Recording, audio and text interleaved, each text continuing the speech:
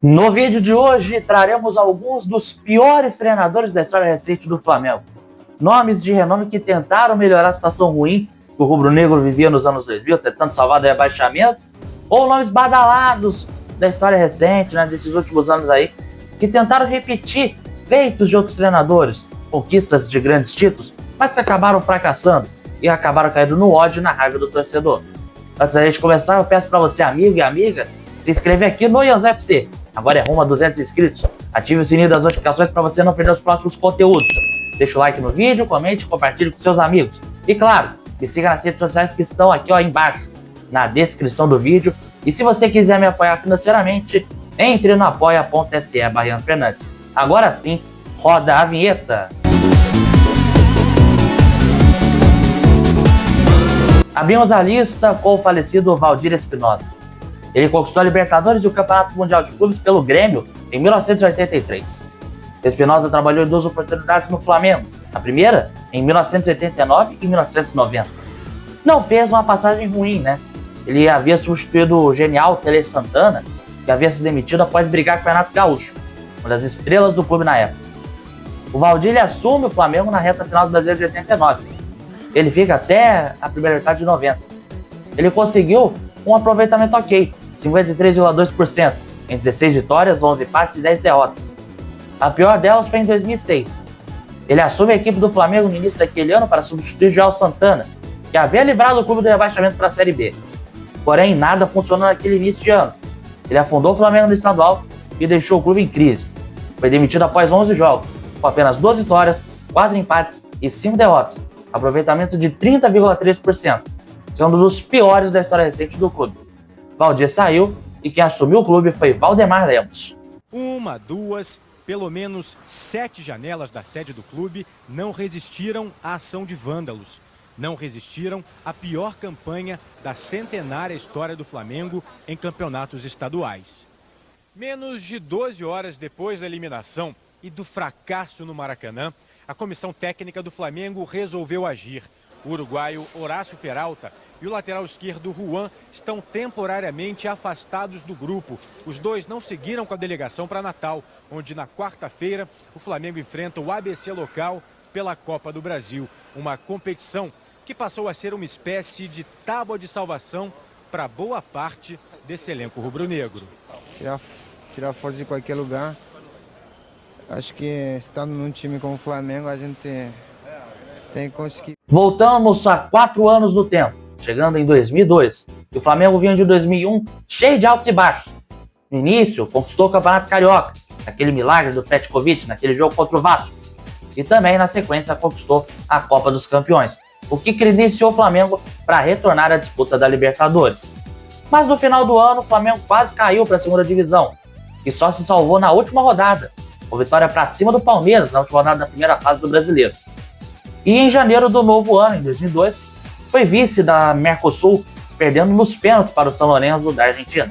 No lugar de Carlos Alberto Torres entrou João Carlos Costa. João havia trabalhado por anos no Flamengo como treinador das categorias de base e auxiliar técnico de alguns trabalhos, como o do Candinho. Para 2002, ele comandou o clube no início da fase de grupos da Libertadores da América, também parte do Campeonato Carioca e na Liga Rio-São Paulo. Ele fez um péssimo trabalho, deixou o Flamengo em crise. Em 22 partidas, 5 vitórias, 10 derrotas e 7 empates. Aproveitamento pífio, 33,3%. E para piorar a situação, o Flamengo ainda foi eliminado do Rio-São Paulo e da Taça Libertadores da América. O Maracanã até que estava cheio para uma quinta-feira chuvosa no Rio. A torcida confiante, 1-0 no primeiro tempo. Quem sabe não seria a primeira vitória do Flamengo em 2002. Tudo muito bom, tudo muito bem, mas... Juninho não está em noite de Juninho, mas a torcida compreende. E quando o garoto Felipe Melo faz 1-0, aí...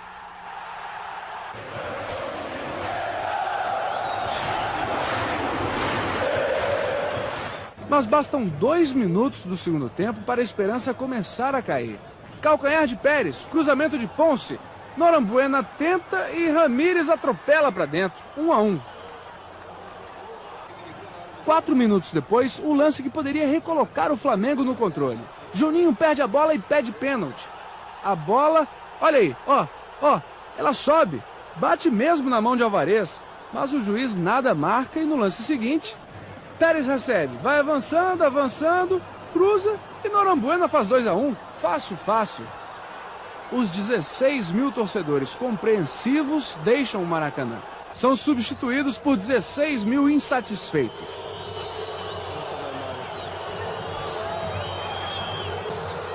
Vaias principalmente para Juninho e Maurinho.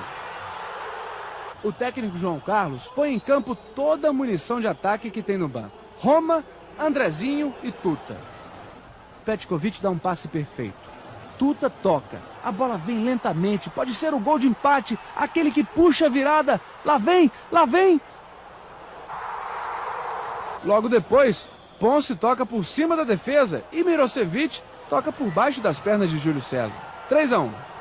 Já nos acréscimos, o goleiro do Flamengo sai jogando. A galera gosta, mas ele perde a bola e se Mirosevic tem um pouco mais de jeito, na sequência, uma última chance para Tuta. E aí está, Universidade Católica do Chile, 3-1. O Flamengo ainda não entrou em 2002. O Flamengo está há 6 meses sem vencer no Maracanã. Das 12 partidas que disputou no estádio, empatou 5 e perdeu 7. No Estadual do Rio, que disputa com o time reserva, o clube rubro-negro está em último. O nosso terceiro técnico veio lá de 1994 e 95. Edinho. Edinho assumiu o rubro-negro nesses 2 anos. Na primeira passagem, ele substituiu o saudoso e vitorioso Carlinhos Violino, na reta final do Campeonato Brasileiro. Em 8 jogos, venceu 2, perdeu 3 e empatou outras 3 partidas. Ele sai no final de 94. E quem assume para o ano do centenário é ninguém mais, ninguém menos do que Vanderlei Luxemburgo. E em 95, após a saída do Lucha, adivinha quem volta? Sim, Edinho. Edinho Nazarete retorna ao Flamengo para comandar o clube no Brasileirão daquele ano, com direito a um trio de ataque que era considerado o melhor do mundo: Romário, Sávio e Edmundo, que após o desempenho deles com o passar dos jogos, ficou conhecido como o pior ataque do mundo. Os rivais tiravam casquinha com o Flamengo por conta disso. No final das contas, Edinho não deu certo, e o Flamengo no centenário ia de mal a pior. Havia perdido o Campeonato Carioca no comando do Luxemburgo, e com Edinho, o Flamengo ia muito mal no Brasileiro. Após 14 partidas, foram apenas 6 vitórias, 2 empates e apenas 6 derrotas, e 47,6% de aproveitamento. Em seu lugar, para você ver como era a bagunça do Flamengo nos anos 90, quem assumiu o comando não foi um treinador de fato, mas sim o radialista, um dos mais famosos do Rio de Janeiro, o Washington Rodrigues, o saudoso Apolinho. Em 2005, na terceira troca de treinadores, o Flamengo, na base do desespero, aposta em Celso Roth. Celso Roth havia treinado o Goiás no ano anterior, em 2004. Ele assume o clube após a demissão do Cuca, mas a situação do rubro-negro com ele no Campeonato Brasileiro só piorou. Em apenas 20 jogos, perdeu metade. Foram 10 derrotas. 10 vezes que o Flamengo perdeu com o comando de Celso Roth. Não foram 10 vitórias, foram 10 derrotas.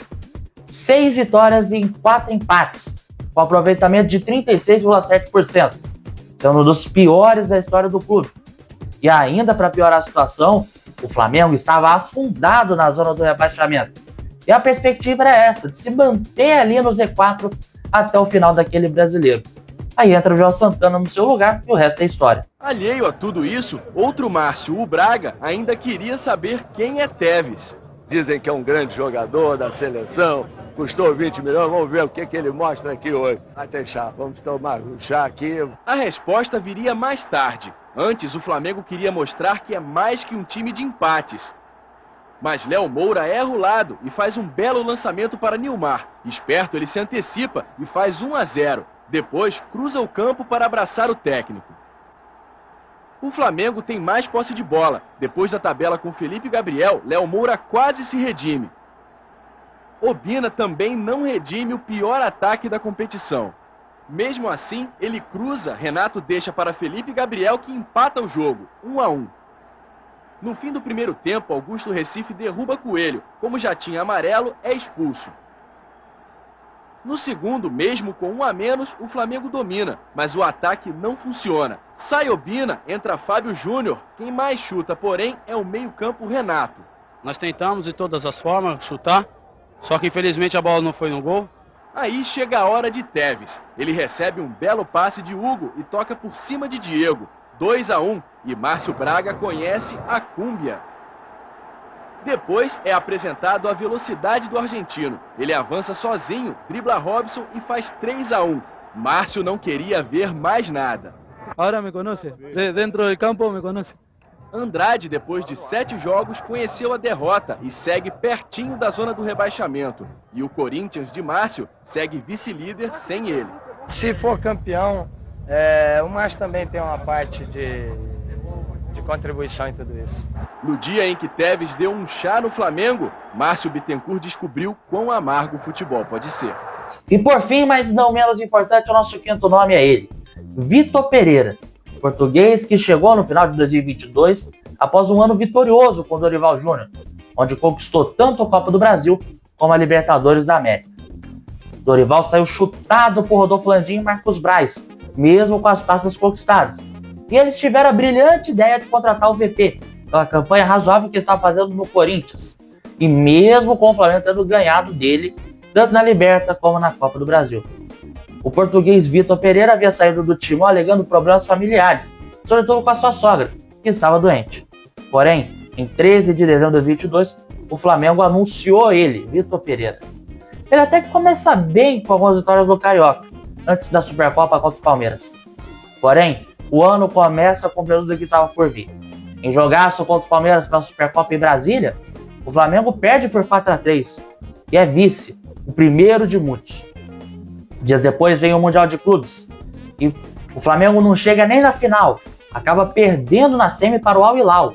O Al Hilal antes do movimento ali do Neymar e tal, desse povo todo aí, os craques do futebol do mundo chegarem lá. Era o Al Hilal ali, digamos assim, o Al Hilal antes da fama. Derrota por 3 a 2. Pelo menos ganhou o terceiro lugar contra o Al Ahly do Egito, né? Mas não que isso queira dizer muita coisa. Logo depois, Recopa, jogo contra o Del Valle. Derrota na ida por 1 a 0 lá no Equador, com Carabarral.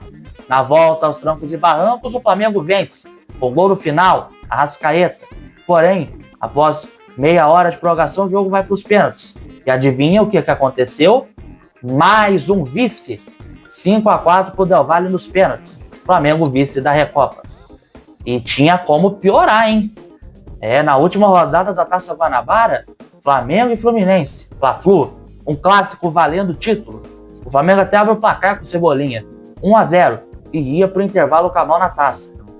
Porém, o segundo tempo chegou. Cano empata aos 7 minutos da etapa final.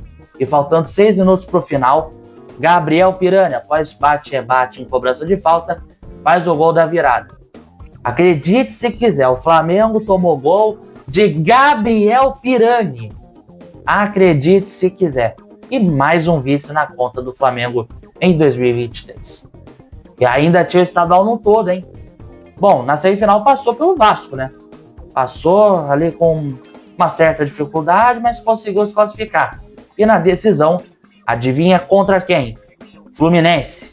Na ida, até vence, 2 a 0. Ayrton Lucas e Pedro, 2 leis do ex. Porém, no jogo de volta, o terror volta a acontecer.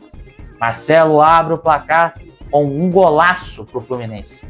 4 minutos depois do gol do Marcelo, Cano faz o 2 a 0. E no segundo tempo a coisa piora. Aos 10 minutos, de novo o argentino marcando um gol. E aos 19 da etapa final foi a vez de Alexander. Aos 50 da etapa final, Ayrton Lucas diminui. Mas não adiantou de nada. Mais um vice. Mais um troféu perdido pelo Flamengo em 2023. A situação estava muito feia pro Flamengo. E, para fechar com chave de merda, estreia na Libertadores contra o desconhecido Alcas, do Peru.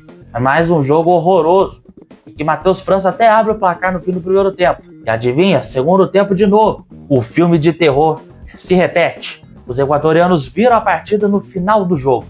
2 a 1 e Vitor Pereira demitido. Em 18 jogos, 10 vitórias, 7 derrotas e apenas um empate. um aproveitamento de 57,4%. Bem longe de ser um aproveitamento ruim.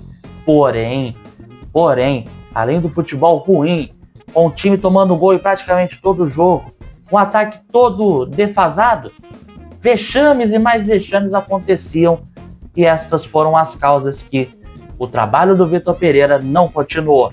E nem era para ter começado. Afinal de contas, como é que o Flamengo, mesmo tendo vencido jogos decisivos de Libertadores e Copa do Brasil contra o time comandado pelo VP, ainda assim contrata ele e chuta um treinador campeão? É isso que não dá para entender. Este foi mais um vídeo aqui do IosFC. Se você gostou, não esqueça de deixar o teu like, se inscrever aqui no canal e ativar o sininho das notificações. Compartilhe com seus amigos, comenta aí quem que você quer ver na segunda parte. E claro, me siga nas redes sociais que estão embaixo na descrição. Ali no canto superior direito, no card acima, tem o meu canal principal, tem aí a Iosal TV para você se inscrever, playlist com todos os vídeos, curiosidades e listas do futebol e os outros vídeos aqui do IosFC. A gente vai se falando, um forte abraço e até a próxima. Fui, tamo junto!